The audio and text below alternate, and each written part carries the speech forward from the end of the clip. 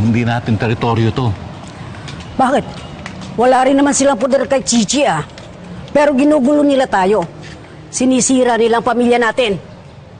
Tumibri ka na dyan. Ano yan? Ha?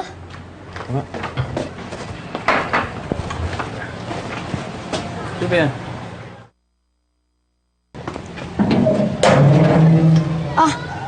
Ninong. No. Ninang. Ano bang sa atin?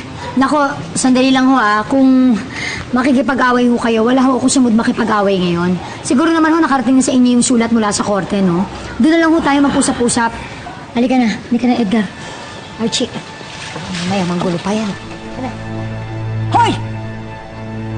Bakit ninyo kami iniwan dito? Hoy, padama! Hoy! Lumabas kayo riyan! Harapin ninyo kami!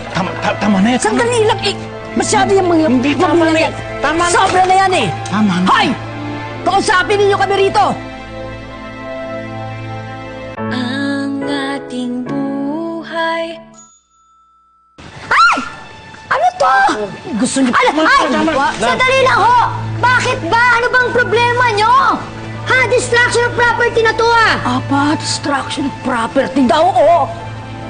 Diyan kayo magaling dahil mapera kayo. Akala ninyo ba, perang pasya ng pagiging magulang? Hindi.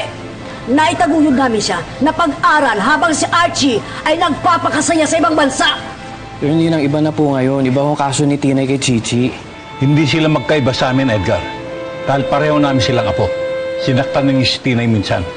Makonsensya naman kayo. Huwag lang niyong ulitin yun. Lolo Berto, Lola Ani, gusto ko lang naman makasama yung anak ko. Sa ginawa mong yan, lalong hindi mo siya makakasama.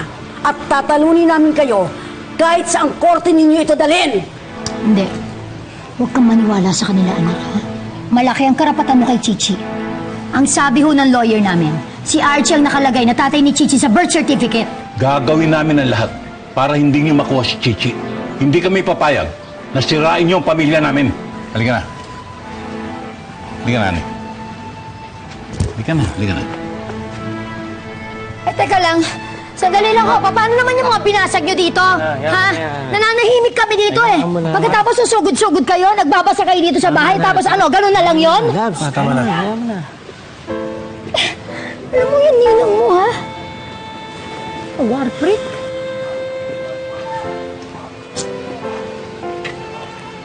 Ano na, mapapalitan naman yan